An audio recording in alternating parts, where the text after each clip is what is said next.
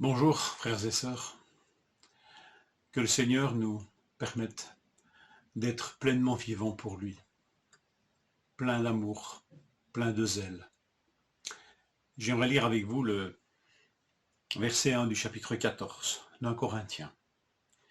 Recherchez l'amour, aspirez aussi aux dons spirituels, mais surtout à la prophétie.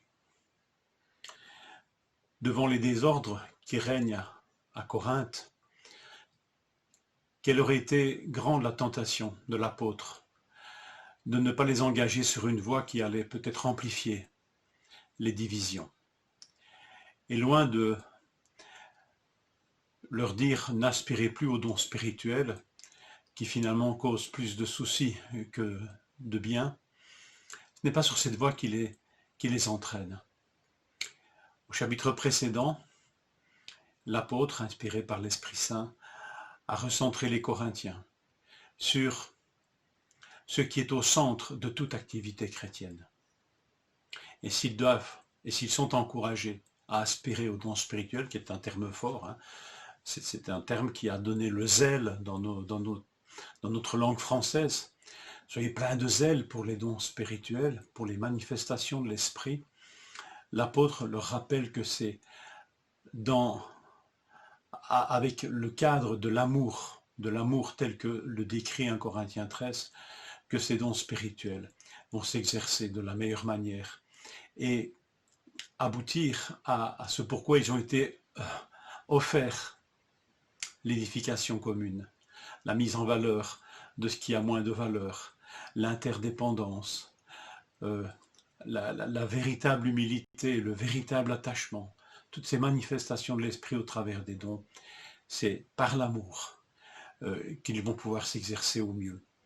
Donc loin de freiner, l'apôtre recadre avec sagesse et remet au centre ce qui est la ligne directrice absolue.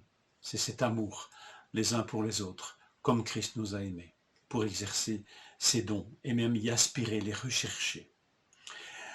C'est rechercher l'amour. Donc, c'est pas acquis une fois pour toutes. Rechercher l'amour, aspirer aux dons. Les deux verbes sont très forts, mais par leur sujet même, ils sont très proches finalement. L'amour et l'exercice des dons spirituels vont de pair, sans cesse, avec comme motivation deux verbes tellement forts. Mais d'abord rechercher l'amour. Sur cette voie-là, nous sommes assurés que l'Esprit Saint pourra développer en nous ce qu'il a envie de développer.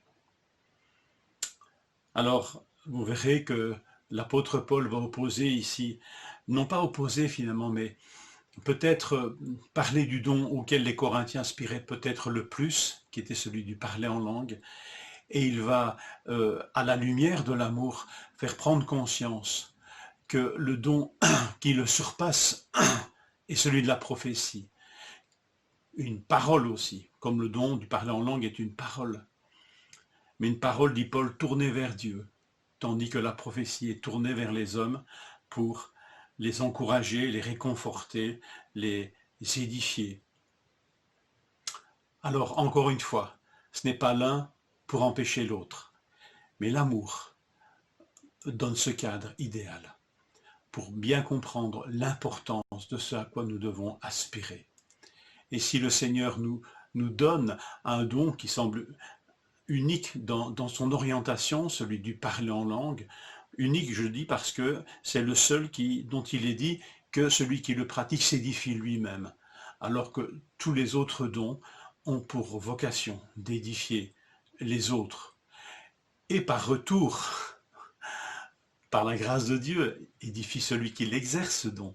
Mais l'intention est quand même de bénir et d'édifier le corps, donc les autres. Alors voilà, encore une fois, dans sa sagesse, l'apôtre n'empêche pas. L'apôtre ne s'exprime pas en interdit.